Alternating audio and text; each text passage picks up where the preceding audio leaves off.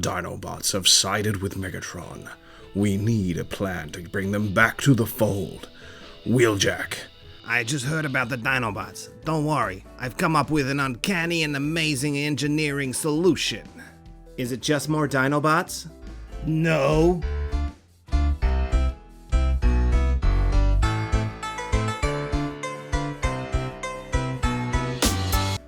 Snarl. Sweet, forgotten Dinobot of the 86 movie. Pretty interesting choice to put him out, really.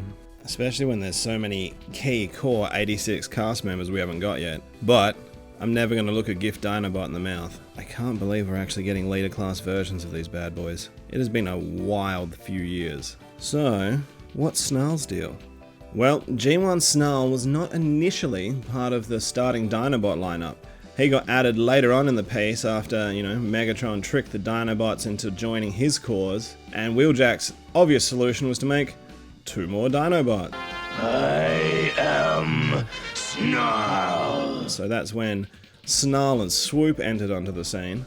And then he was kind of always a quiet guy, lurking in the background and whatnot. And then in the 86 movie, he seemingly got forgotten altogether. There are a couple of bits where you see him. You see him in Autobot City, and then he appears in an Autobot shuttle in the back end. Did he get forgotten for animation reasons? Did they leave him out for the budget? The current ongoing theory is some fans have gotten a hold of the script, and apparently it talks about the 4 Dinobots and doesn't actually ever mention Snarl by name, so I dare say that was just a coke-fueled 80s oversight. All these figures have been quite good looking. It's a pretty, iconic color scheme. Did you ever think that maybe there's more to life than being really, really, really ridiculously good looking? I feel like Snarl in particular's deco is looking great because you've got the metallic gold up there of his Stegosaurus tail poking through that really makes it all pop. And the, iridescent infused plastic that they're sculpted from is looking particularly shiny on this bad boy. I know black plastic for this piece makes a little more sense, but part of me would have liked it if they'd carried through the smoked clear plastic of Grimlock, just as a real, is it repping the toy or the movie? Well, the movie, because of the line it's from, but still, I would have liked that smoky finish. When you give him the old spin as well, he is a very tidy Dinobot. All of the dino kibble is very well integrated on this guy. Articulation-wise, he's pretty much what we've come to expect from these guys. Head's on a bit of a bowl joint, can throw some decent shapes. Look at that chin. Even Buzz Lightyear's looking at that and being like, damn, that's a chin. Shoulders are on a tight ratchet. You can kind of get them all the way around. The tail gets in the way a little bit, but not in any way that's a big deal. Out to 90, elbow swivel, well past 90 bend on the elbows, and not quite as hollow an elbow cavity as some of the other figures. Wrist swivel, waist swivel, ratcheted universal at the hips with the molded skirt panel. I don't know how we're ever doing anything other than the molded skirt panel because it looks and functions so much better. Just so much better.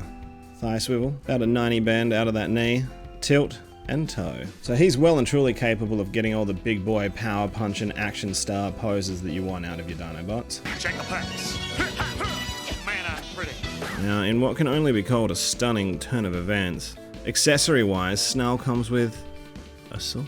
Admittedly, it's, not the red sword that one expects for the Dinobots, but finally, a Dinobot with a sword. As cool as this is, to get as an accessory, finally have a Dinobot with a goddamn sword, it does throw a little bit of a spanner in the works on my theory that, cause Swoop's smaller, he was going to come packed with, all the missing swords. It might still be possible, but it feels a little less likely now. Now, where I feel like these figures have always really shone is when you start getting the crew back together. Alpha, Reader's Escape. Recruit a team of teenagers with attitude. And for a final comparison, here he is alongside the Snarl that started it all. Good gravy. We've come a long way. Alright, now, for an alt mode you actually care about, let's get him into Dino Mode. Yeah, please. Arms up, feet down, legs out, twist, hands around, fist away, inner arm all the way out, tab, port. Unfold, stretch up, connect, head down, waist up, chest slightly up, twist, open the legs, pull it past to unclip it, fold it up, bring it around and plug it in on that side. Tab the legs all together, with the legs all connected, toes down, pull these parts away, because then as you collapse it down, it'll push out the head a little bit. Unfold that head, connect these bits back down. Then what we're trying to go for is getting these toes to sit inside that slightly raised chest panel. It's, you do have to kind of force it a little bit. Once they're there, collapse the stomach back down. Then we're just going to close and tab in the feet, click them together, fold down the legs. You've got yourself a Stegosaurus. You're a spike tail, so we will call you Spike.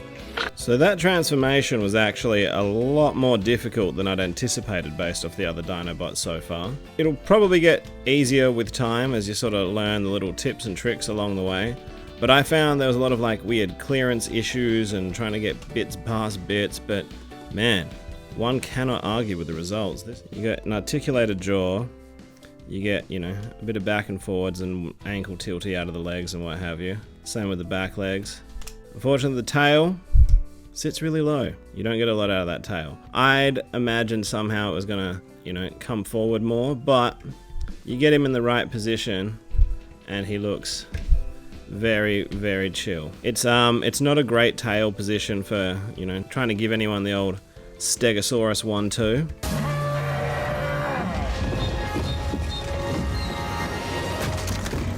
But I love the way he looks. Deco wise, the only thing I wish they'd carried through a bit more is it would have been really nice if this head was the same metallic gold as the plates. I mean, at least it's balanced out by the legs, but it just makes it feel a slightly confused deco. But hot diggity dog, I love me a Dinobot. And once again, the accumulated effect of a herd of Dinobots has got to be enough to make even the most dedicated Decepticon rethink some of their life choices. Is this not legitimately what dreams are made out of? Look, I'll be real with you. I think Snarl might almost be my favorite of these 86 Dinobots so far. He's just bringing such BDE, big Dinobot energy. And the sword, I'm not gonna lie, I'm really feeling the sword. And, you know, let's be real. If you've already been getting the Dinobots that are coming out, you're going to get Snarl, because it'd be weird not to. If for some reason you were only going to get one and Snarl was your favorite, well, you're fairly lucked out, because this is an exceptional figure. So who's got him? Are you going to get him? Do you love him? Do you hate him? Unlikely. Hit me up in the comments below. Thank you so much for coming with me on this Jurassic journey. I think it was actually the Triassic period that had Stegosaurs. Or was it the Cretaceous? Alright, I'm going to go read about dinosaurs because that makes me happy. Until the next one, let's get nerdy with it. Catch!